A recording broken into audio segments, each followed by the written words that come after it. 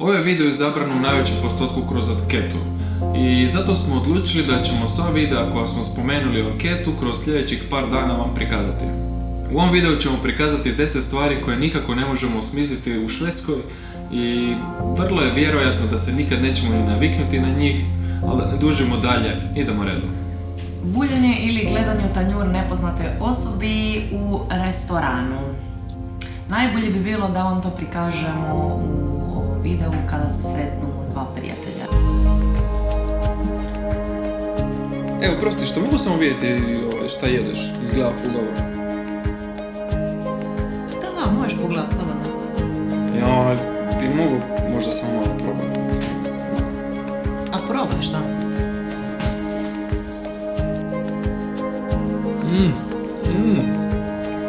Moram baš samo da već sad ćeš mi pripaziti tanjur. Pa naravno, sačuvat ću ti tanjur. Svakako, ajde, slobodno idi, ja ću tu sačekati. Zar stvarno? Znači, stvarno je bilo super. Mislim da ću si ja uzeti, isti ovako. Stvarno nije jasno da su neki ljudi pregrlili čipiranje. Ok, svako ima svoje, ja to poštujem, ali ovo svakako prelazi sve granice. Dozvoliti si da ti stave strano tijelo kako biš zapravo dokazao da si to prvi napravio ili kako biš mogao, ne znam, doći u market i platiti rukom račune ili otvoriti vrata lakše ili ono što mi je najsmiješnije, alternativa za vizit kartica. Link će biti dolje u opisu gdje je jedna reporterka pričala sa čipiranim ljudima i slobodno poslušajte njihovu priču. Nadam se da neću biti jedan od onih ljudi koji sada nešto tome se čude, a za 10 godina će to biti sasvim normalno. Jer kako ja danas to gledam, to meni ne bi nikako smjelo biti normalno staviti strani neki uređaj u svoje tijelo. Ćao. Ejla. Zaboravila sam ključe, pa možda ako mi možeš ti otvoriti. A mogu, da. Sjela da sam se čipirao. Švedska je. Uđi, gospođo.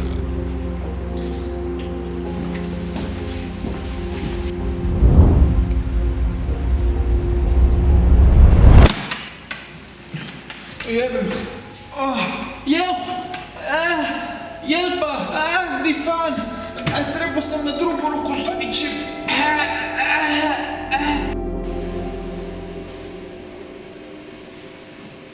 Znaš ono kad načuješ svoje ime da šuška i odjednom tišina. Meni to osobno više ne smeta i nije mi bitno.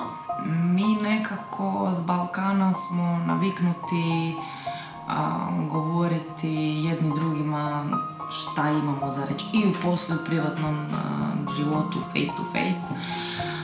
Ovdje to nije tako. Ljudi, ostanite takvi i kažite u facu šta imate za reći, ali naravno s dozom ljubavi i da se to ne čini neugodnim. Znaš ti ovo je draže kako je ono bilo. Čuo sam moje ime, nešto... Se priča nešto o meni?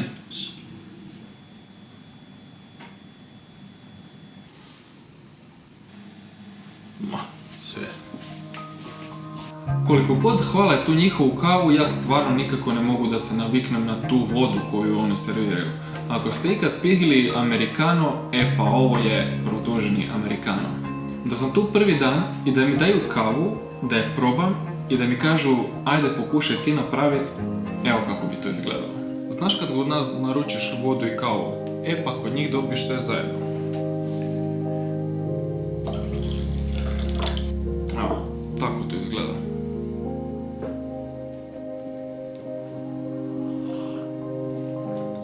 Ajde, ako niš drugo, barem nisam žena kasnije.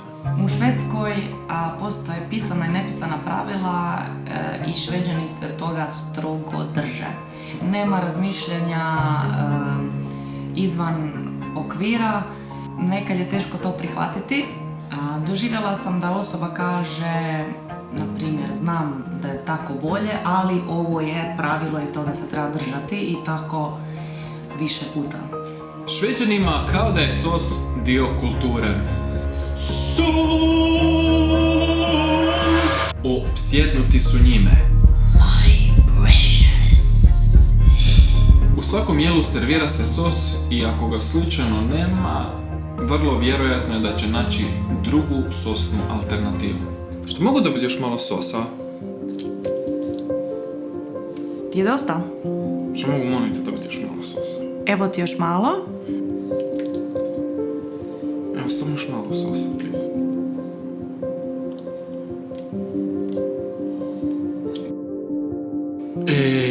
Tako, to je super. Ovo mi je presmiješno kako Šveđani izbjegavaju susjede i ikakve kontakte s njima. Mislim, najčešće u kontekstu kada ujutro idu na posao ili vraćaju se s posla, žele izbjeći ikakav susret. On kaže šta mi je jedna frendica rekla šta radi njezin dečko prije odlaska na posao. Znači on svako jutro gleda da bi provjerio da li neko izlazi iz stana ili da li je na hodniku. Ako je, onda pričeka da taj neko otiđe. Ako nije, onda brzo izlazi i brzo ulazi u lift i što prije izlazi iz hodnika. To mi je bilo super priča. U stvari ona mi je to rekla zato što sam ja njoj ispričala kako niko s nikim ne priča u dizalu i uopće u hodniku, čak se nekad niti ne pozdravimo. Još manje sretnemo, zato što baš iz tog razloga izbjegavamo jedan drugoga. I onda mi ona to ispričala i nisam mogla vjerovati. Tako da, to je stvarnost. Kako oboje radimo u restoranima, nije nam jasno, zapravo ovo je šokantno da tolike količine hrane se zapravo bacaju umjesto da se nađe neka alternativa, da se ta hrana da li sortira ono što je makar čisto za neke domove ili jednostavno da se malo više nadzire količina hrane koja izlazi vani ili jednostavno ja bi napravio rađe da smo kratki za 2 tanjura nego da 50 tanjura više moramo baciti. I ta nekontrolirana zapravo količina hrane koja se baca je stvarno šokantna. I to je sve iz razloga zato što žele se na neki način kao zaštititi da se nekom nešto ne bi dogodilo jer onda bi oni kao odgovarali, što stvarno je apsurd. Nije mi jasno koliko su ljudi ovdje u stvari privilegirani. Našla sam se u društvu i takvim pričama nekoliko puta, a jedna od tih priča je ova. Tipa, puno puta me ljudi pitaju gdje sam sve putovala i gdje sam sve bila i a ja sam u početku govorila gdje sam stvarno bila i gdje sam putovala i nisam baš puno, da budem iskrena, jer nikad nisam imala novaca. I kad sam živjela u Hrvatskoj, još sam bila student i stvarno nisam se mogla priuštiti niti da idem do Pule iz Zagreba.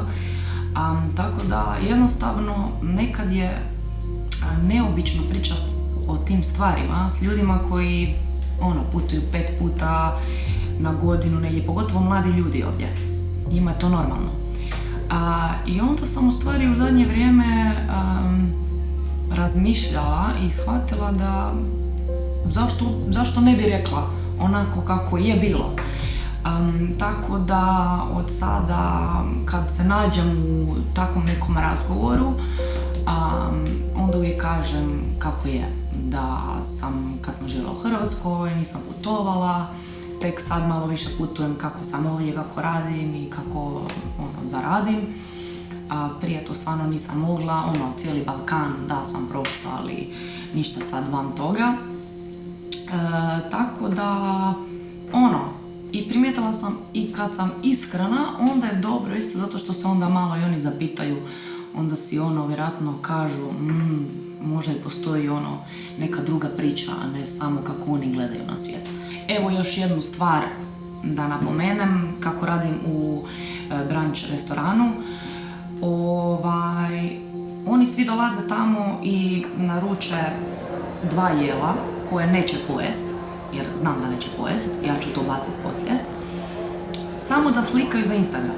Znači, samo da slikaju za Instagram, da se vidi da su na branču, da se vidi da se troši. Mislim da se troši.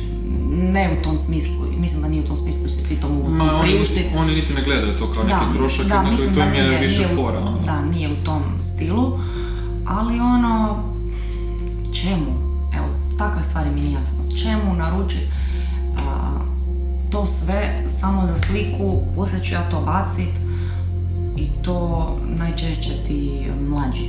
Uopće nemaju onaj osjećaj da to nije okej. Ili ako je slučajno nešto krivo na meniju, ali nije neki big deal, evo, baci, naruči drugu zamjenu i onda to moram napraviti. Bacim ovaj tanjur, naručim nešto novo i to mi jako teško pada. Zato što sam ja odrasla i Dražen da nismo imali svaki put za izaći van za jest. I sve što je na tanjuru se poliže, nema druge. Sve što na tanjuru se poliže. Bez mašina. Možda to nije pravilno, ali samo kažemo kako mi gledamo. Ili tipa ovu majicu ću nositi dok se ne pokida, je tako? A ne konzumerizam, samo kupovat, trošit. To mi isto nikako nije jasno. I naravno, vrijeme. Na to nikako da se naviknemo. I čak nakon 4 godine jednostavno ne možemo se mentalno pripremiti da dolaze mračni dani, kišni i snježni dani. S druge strane, sunce je izvor energije i osjećam nekako da ne mogu svaki put da dobivam energiju samo od hrane. Jednostavno imam potrebu da vidim i svjetlost i sunca na svojoj koži. A ne samo da konzumiram vitamin D, jer to jednostavno nije alternativa. Je, ali nije to.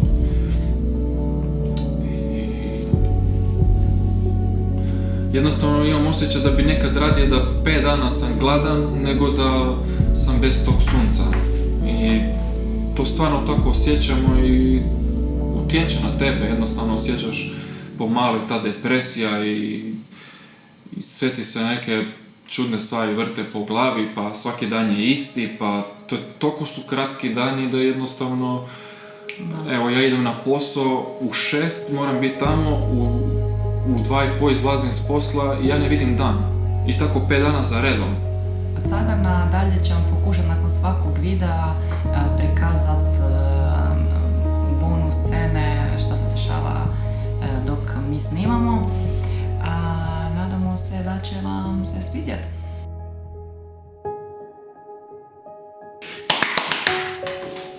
Završili.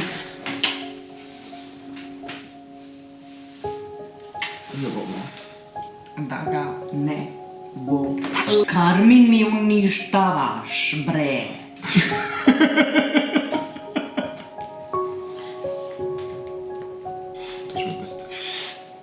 To ću me zbaciti.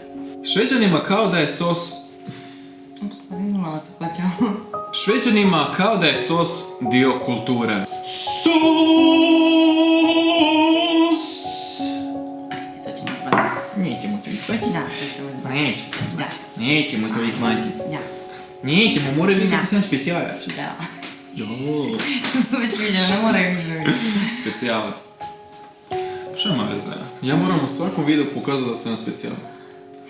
Ali teški specijalac. Dobro, što ćeš? A nije tebi lako biti specijalcem? Pa normalno da nije. Nego kad se uvališ u specijalizam, teško izaći. A jel da? Pa tome sam radi. Hoćeš reći da si ti neka specijaliskinja? Pa teško izaći iz ovog svega. Znaš, sad treba samo... Treba kuhat za jest. Okej.